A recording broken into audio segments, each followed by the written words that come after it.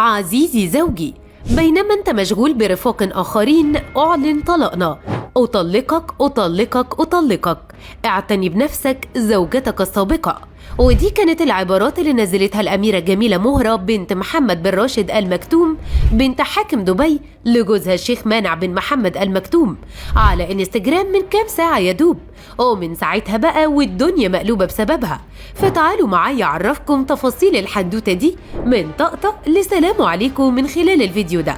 فجأة كده ومن غير أي مقدمات قررت الشيخة مهرة بنت محمد بن راشد آل مكتوم حاكم إمارة دبي إنها تطلق جوزها، وتعلن كمان خبر الانفصال على السوشيال ميديا قدام ملايين البشر من المتابعين عشان تثير جدل غير طبيعي من ساعتها. القصة دي تعتبر شيء نادر جدا انه يحصل، وده طبعا خصوصا انها تعتبر شخصية مهمة في دولة الامارات العربية المتحدة، وده لانها شيخة من الاسرة الحاكمة، والمفروض يعني ان اخبارهم بتكون فيها نوع من الخصوصية بصورة كبيرة ومحدش تماما بيعرف عنهم اي شيء.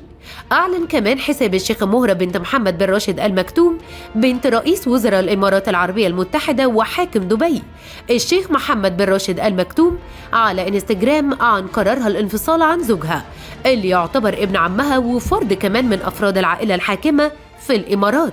الشيخة مهرة كتبت على حسابها على انستجرام بالحرف الواحد: عزيزي زوجي، بينما انت مشغول برفاق آخرين أعلن طلاقنا. أطلقك أطلقك أطلقك، اعتني بنفسك زوجتك السابقة.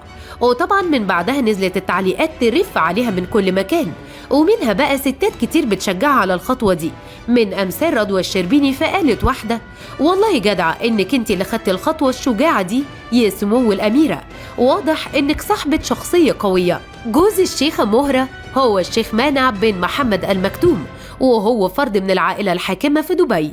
كانت جوازها السنة اللي فاتت في حفل مبهر ظهر في عدد من المجلات وكمان وسائل التواصل الاجتماعي، وبعدها ربنا رزقهم هما الاتنين ببنت. الشيخة مهرة حذفت من حساباتها كل الصور اللي بتجمعها بجوزها الشيخ مانع من انستجرام، وسابت صورها هي وبس.